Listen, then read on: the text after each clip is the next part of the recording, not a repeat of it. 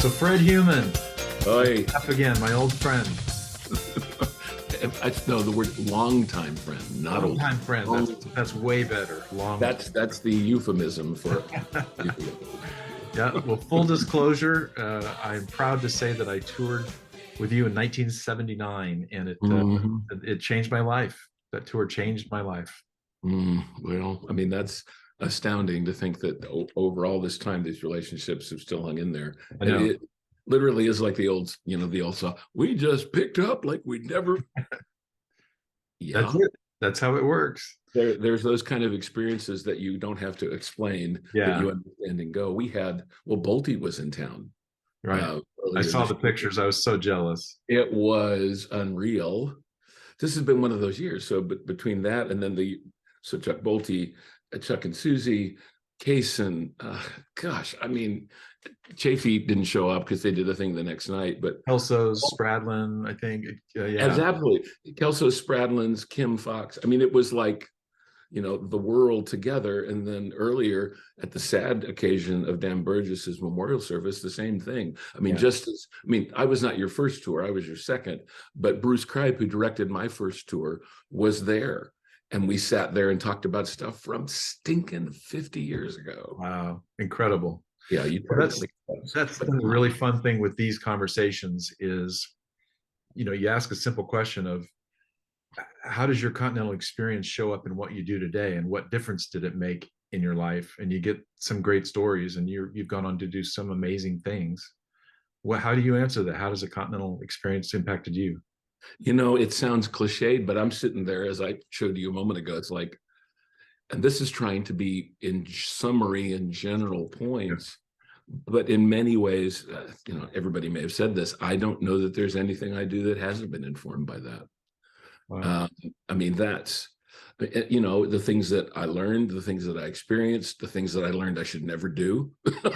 You know, all of Love those that. things. Yeah. Yeah, it's like, okay, I won't do that again, because, or you have an experience that you can't necessarily explain to the person, but in your gut, because you'd been through this on this bus at this border and that year, and et cetera. And well, I can't do that. In fact, for good or for ill, and mostly it's for ill, but both my son and my wife talk about me moving into director mode.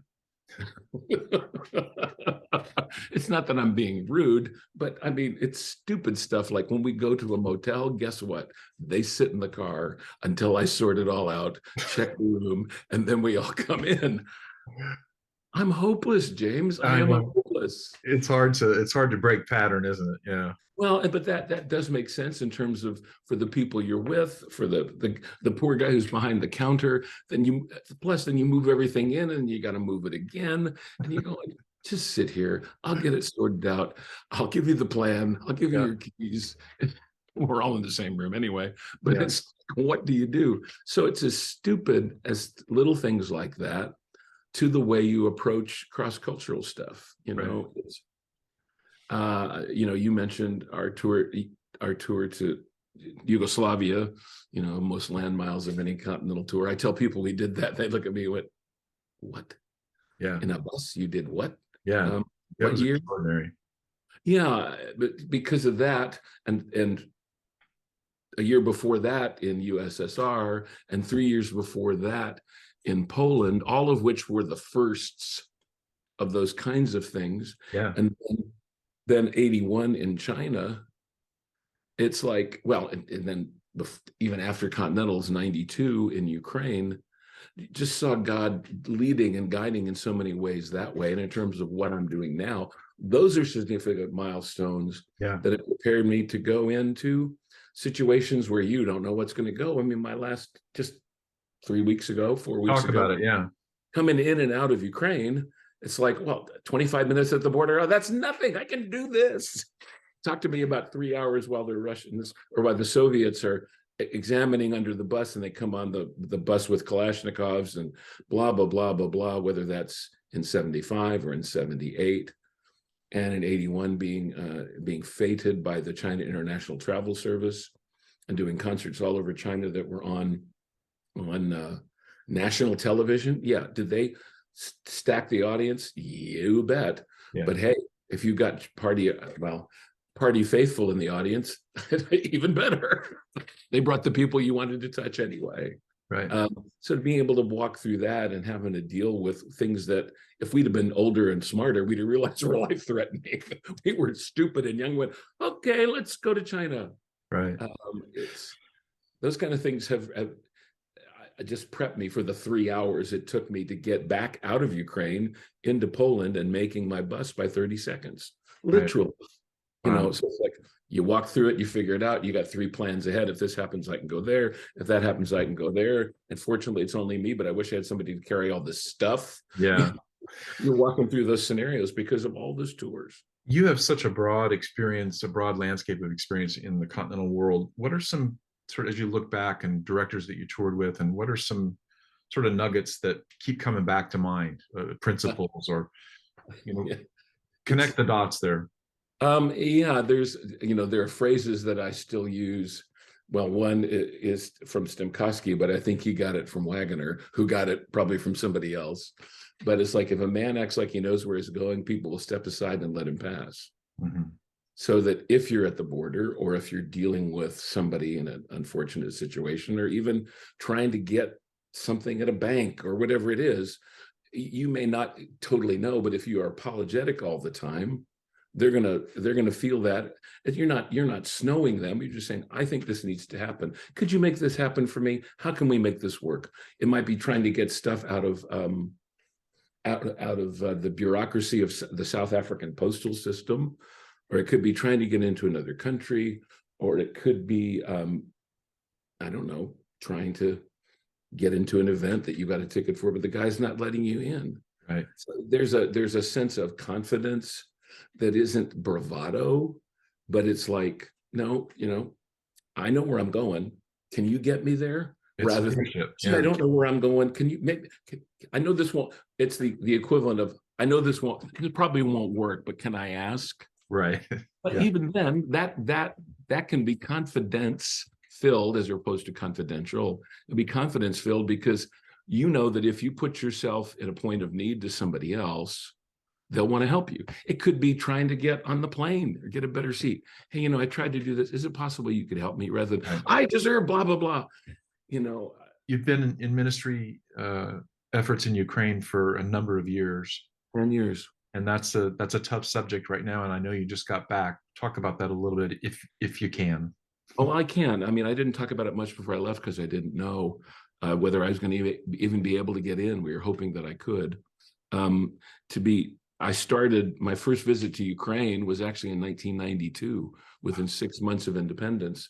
And that was alongside the Jesus Film people in commission, when I went in and recorded, well, Estonia, Latvia, and Ukraine recorded these worship translations of American worship songs that they were offering to all these countries for these. Remember that?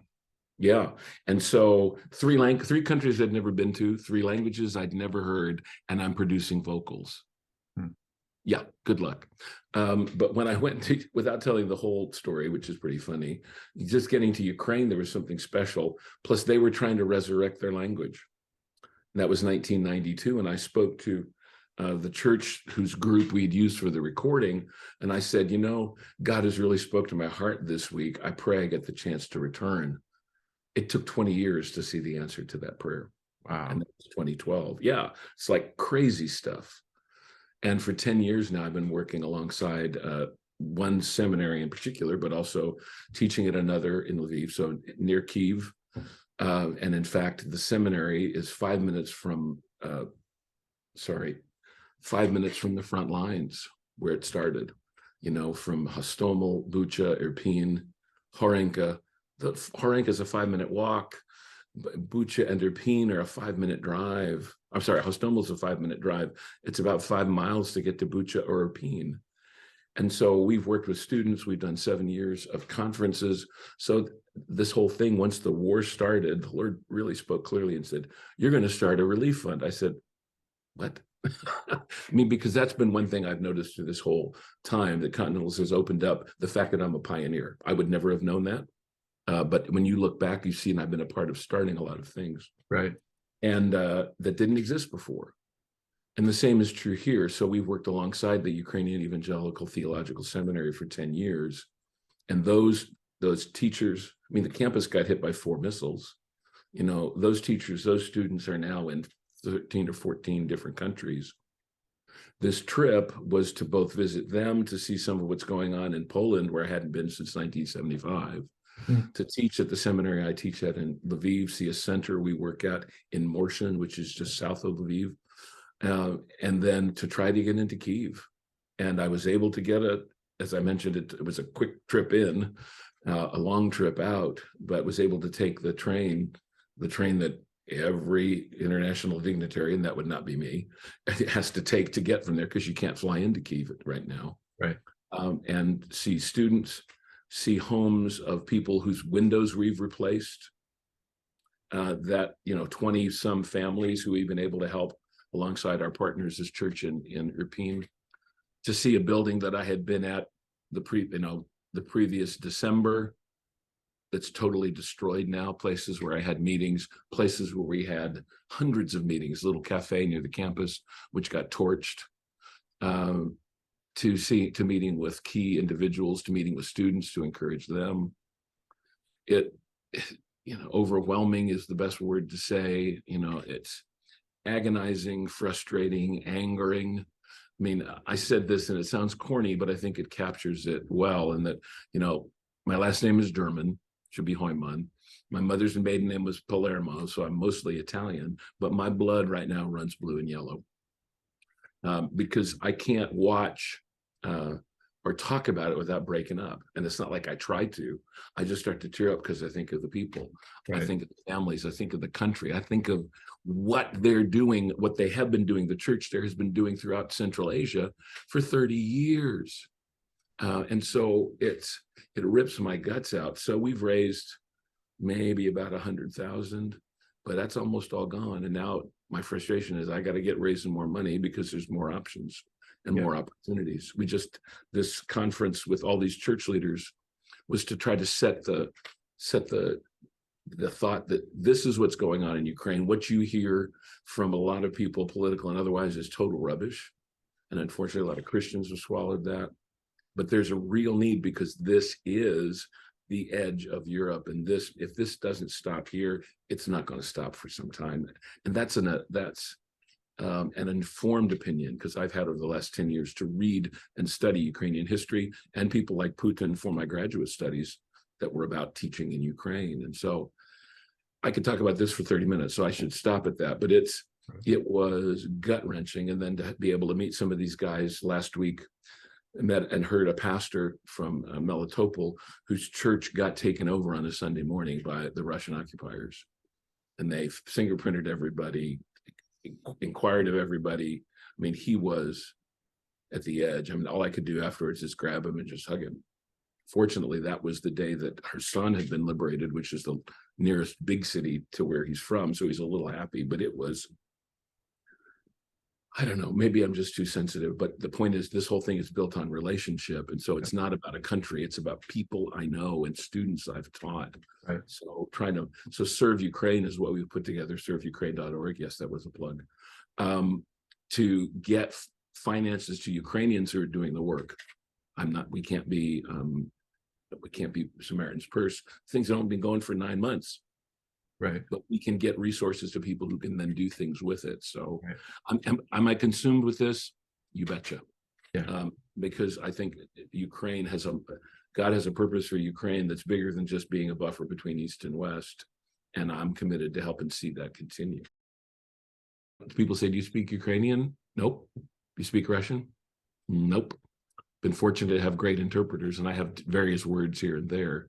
But it's just the grace of God in this whole thing. And that's probably, if you're going to say, Fred, how can you sum up your experience in Continentals, which was a very long time and it started 50 years ago, it's God's grace over our stupidity, over our failures, being able to reach out in confidence because you know God's with you, and being able to follow up when things don't go the way you think they ought to go. Yeah.